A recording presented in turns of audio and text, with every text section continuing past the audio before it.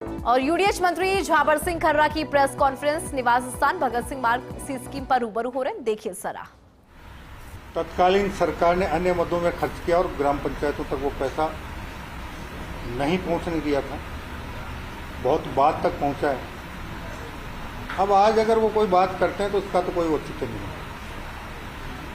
जब से भारतीय जनता पार्टी की सरकार बनी है, पिछले 18 महीने में प्रदेश के विकास के साथ साथ चाहे ग्रामीण क्षेत्र हो चाहे नगरीय क्षेत्र हो, पंचायत राज हो चाहे नगर निकाय हो, उनका जो भी हक हिस्सा बनता है वो समय समय पर उन संस्थाओं को आवंटित किया गया है और उसके मुताबिक विकास के काम हो रहे हैं। इसके अलावा प्रदेश के विकास को लेकर भी पिछले 18 महीने में सरकार ने किसी प्रकार की कोर कसर नहीं छोड़ी है और विशेष रूप से राजस्थान में भारतीय जनता पार्टी के जितने भी विरोधी दल हैं, जिनमें विशेष रूप से कांग्रेस है, उनको सबसे ज़्यादा दिक्कत इसी बात को लेकर है कि राजस्थान में इतनी तेजी से विकास क्यों हो रहा है। अब इसका तो हमारे पास कोई इलाज है नहीं, कोई अच्छे वैद्य हकीम या डॉक्टर से वो अपना इलाज करवा सकें तो करवा लें। बाकी विकास राजस्थान का तेजी के साथ होगा और उम्मीद यही करते हैं कि हमारे इस 5 साल के कार्यकाल में राजस्थान विकासशील राज्य से विकसित राज्य की श्रेणी में कराएगा।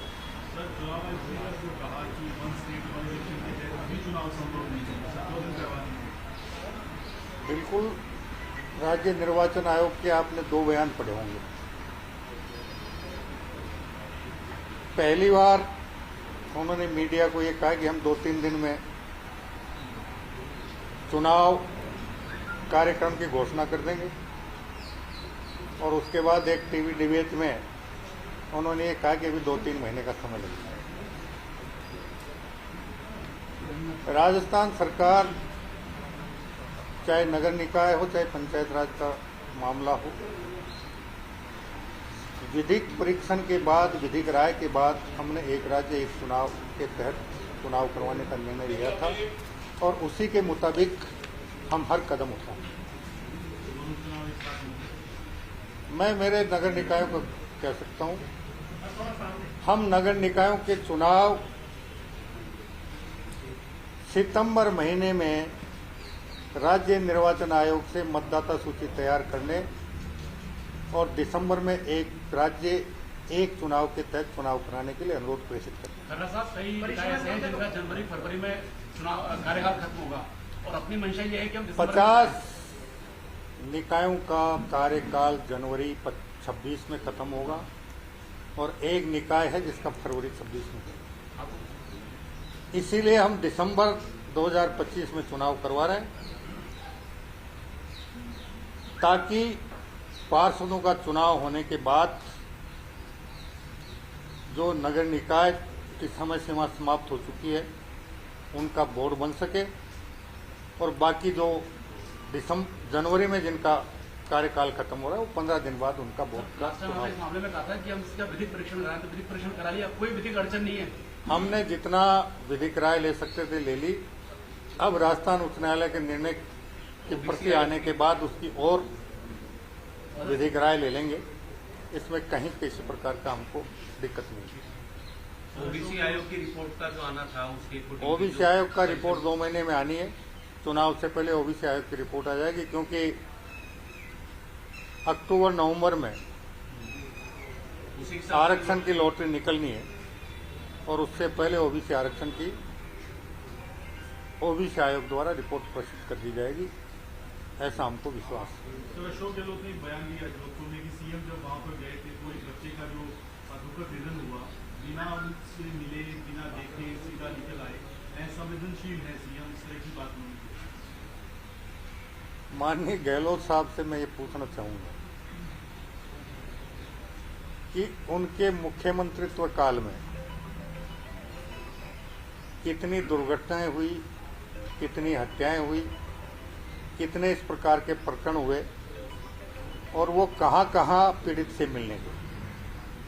माननीय मुख्यमंत्री जी जोधपुर में थे जैसे उनको घटना का पता चला, उन्होंने जनप्रतिनिधियों को उनके घर पे उनके परिवार से मिलने और उन्हें ढाढ़स बंधाने के लिए भेज दिया था। और हमारे जो भी जनप्रतिनिधि और अधिकारी गए, उन्होंने उनको एक परिवार के एक व्यक्ति को संविदा पे नौकरी और 10 लाख रुपए की सरकारी सहायता देने का आश्वासन दे दिया था, जिसकी क्रियान्वित की जाए।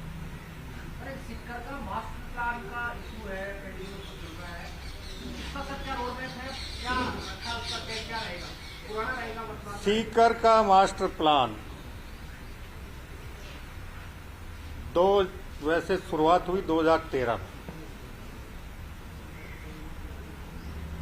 और अंतिम रूप से मास्टर प्लान का निर्माण हुआ 2023 में और तत्कालीन नगरीय विकास मंत्री द्वारा उस मास्टर प्लान का अनुमोदन करवा लिया गया था। लेकिन जिन लोगों ने भी अपने राजनीतिक प्रभाव से उसमें जो भी गड़बड़ियां की थी, उनके मन में ये अंदेशा था कि अगर चुनाव से पहले ये मास्टर प्लान जारी हो गया, क्योंकि उसका कुछ अंश पहले आम जनता के बीच लीक होकर प्रसारित हो चुका था, तो उनके मन में भय था कि चुनाव में हमको घाटा उठाना पड़ सकता है। इसलिए उन्होंने चुनाव से पहले तत्कालीन माननीय मंत्री महोदय के अनुमोदन के बावजूद सीकर के मास्टर प्लान को अधिसूचित नहीं करवाया गया। सरकार बदलने के बाद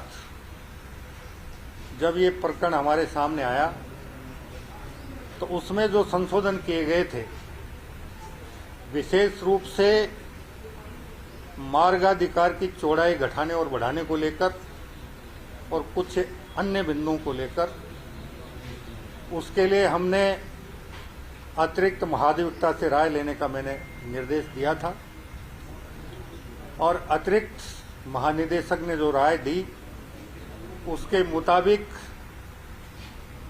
मार्ग सड़कों का और मार्गाधिकार का जो क्षेत्रफल घटाया गया था, अतिरिक्त महाधिवक्ता की राय थी कि ये उचित नहीं है। ये माननीय उच्च न्यायालय और सर्वोच्च न्यायालय द्वारा अब तक जिस प्रकार के निर्णय हुए हैं, उनके विरुद्ध है, इसलिए मार्गाधिकार नहीं घटाना चाहिए।